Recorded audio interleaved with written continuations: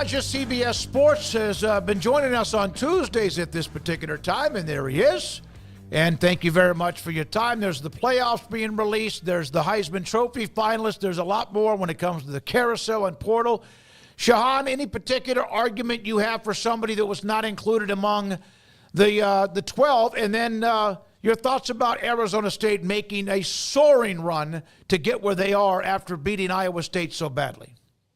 Well, this might not be a very popular opinion, but I kind of felt like the committee got it right. I think that these were the right 12 teams. I think it was handled pretty much the right way. There's individual seedings that I could quibble with. I don't really feel like there was a good case for SMU to fall behind Indiana, for example.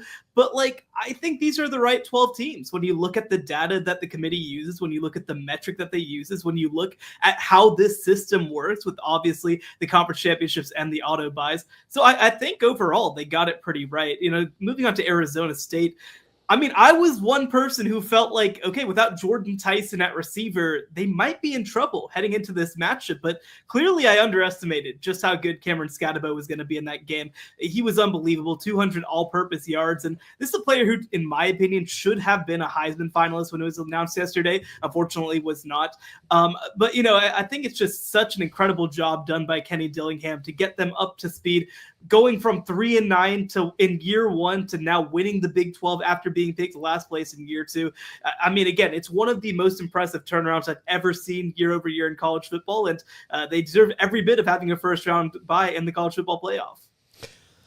Do you feel that the committee stood up for anything or were painted into a corner? I think sometimes people get credit for fighting the good fight and telling the SEC, look, you got three teams, the three good teams. Alabama wasn't good enough, but was that necessarily the case, or did they just get painted into that corner? No, I think that they did make a decision, right?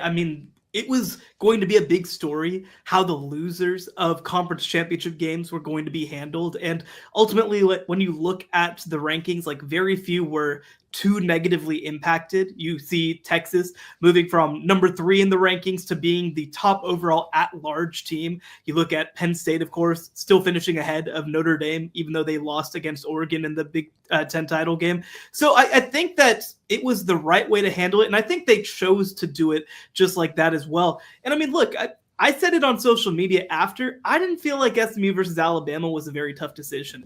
When you head into this ACC title game, there were 2 losses in between these two teams. It was a 1-loss team against a 3-loss team. And when you look at the loss that SMU took, it was a 56-yard field goal as time expired against Clemson. That's just a game that happens, right? I don't think that you want to blow up the entire system over it. And I know that the thing that's been going around is SEC people saying, well, clearly you don't care about strength of schedule.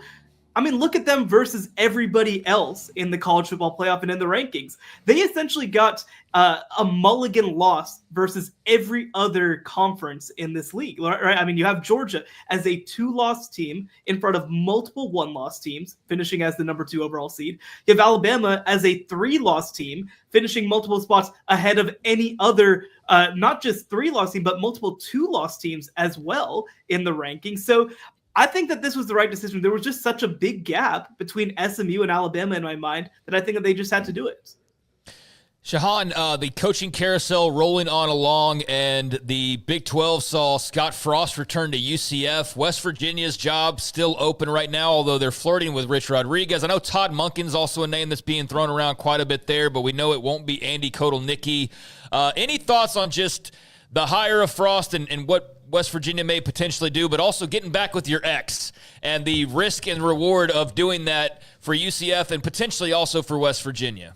Yeah, it's an interesting time, isn't it? Obviously, some teams trying to relive the glory days just a little bit. But I do think that when you look at each makes a little bit of sense. I think with the Scott Frost hire, it was way out of left field, to say the least. I don't think anybody expected him to come back as a head coach in college football. But I think that when you look at that Nebraska program, and by the way, the Nebraska program, even since a really good coach and Matt Rule has taken it over, there are some things that are really tough about that job right now.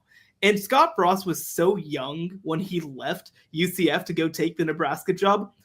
I don't mind trying it again, right? Like, I don't mind just seeing what he's got. Now, I think you want to make sure that you have a contract that has some pretty easy outs after 2 years or whatever if things aren't going in the right direction. But I mean, again, they went undefeated. They claimed a national championship in 2017, whatever you want to talk about it. They were in contention for the AAC, in contention for the New Year's Six every single year when he was the coach there. And by the way, he's also a turnaround artist at that school. He took the team from, of course, 0-12 to being undefeated only 2 years later. So this, I think, is an intriguing hire. We'll see if it works. It's obviously a risk that they're taking, but I think it's one worth taking. You know, the Rich Rodriguez one is a little bit more interesting for me if that's the direction that they end up going, because it's been so long since he's been in major college football, right? Obviously, he goes to Michigan. He has a stint at Arizona. It's worth noting, too, he was let go at Arizona, not because he wasn't winning, but because of some sort of off-field issues that he and his staff had.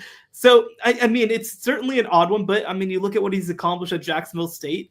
Outside of Michigan, he's basically won everywhere in his career. So, again, especially if the donors are pushing it and it's a fundraising ploy for them as well, like, I don't necessarily know that there's an obvious other candidate on the board, especially if Andy Kotelnicki turned them down. The finalists for the Heisman have been released. Of course, that was yesterday evening. The finalists, the favorites appear to be, without a question, Travis Hunter and Ashton Jeanty. I voted, you voted, others have voted.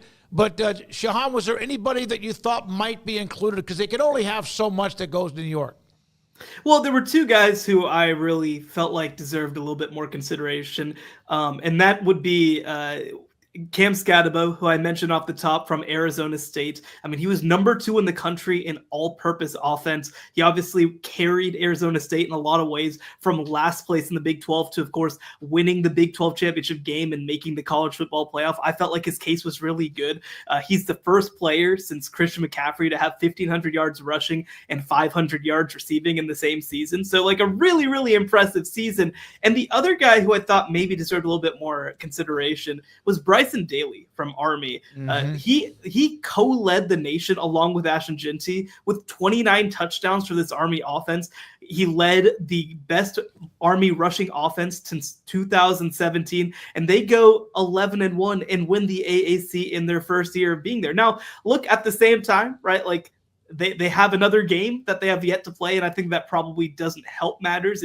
If that game is over before voting is over, maybe there's a little bit better of a case. But I felt like those were two guys who really should have been there, and I would have taken them over some of the other guys who made the finalist list. What do you think about Bill Belichick potentially being the coach at North Carolina? The way I feel about this story is there's a lot of details out there that make me seem like either they're going to shake up the world or this is the path to, look, we interviewed Bill Belichick, but this, I mean, it's just too much for us to do. Well, from what it sounds like, I mean, again, John Summerall at Tulane is staying put, and he's going to have his pick of really any job, most likely, in 2025. Again, and I think that there have been other names linked that haven't seemed to necessarily pan out the way that they want. So I think, one, this is a little bit of, we aren't getting our top guys right now. But when I look at it, it's just such an interesting and odd fit to me. Not necessarily because I think it's a bad fit, but, you just fired a coach who is 73 years old, and now you're going to bring in a coach who turned 73 in April, like, to start over. I think that the other piece, too, from the Belichick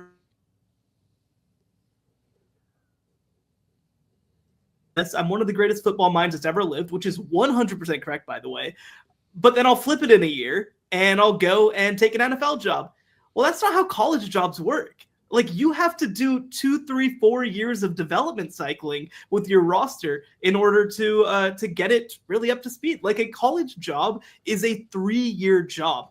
I don't know if Bill Belichick necessarily realizes that. I think that he thinks he can maybe do this in 1 year. So at the same time, right, like, I think that if you are Bill Belichick, you are trying to show everybody in the NFL, hey, I am not taking a step back. I am not slowing down. If you're North Carolina, you're trying to say, hey, look, we are a program that hasn't had a lot of attention on us in a while, and we want people to understand we are serious about football. We are credible. And I think that's where the connection comes from. But I'm curious, when this process started, if either side really saw themselves getting pushed into this position. Yeah, it's going to be interesting. And he's in a living room trying to recruit a kid. And, the guy's kind of hanging. He goes, "Are you coming or not, asshole?" I mean, that's kind of like that he's not going to – you just wonder how that plays out. He might be much more personable than we think.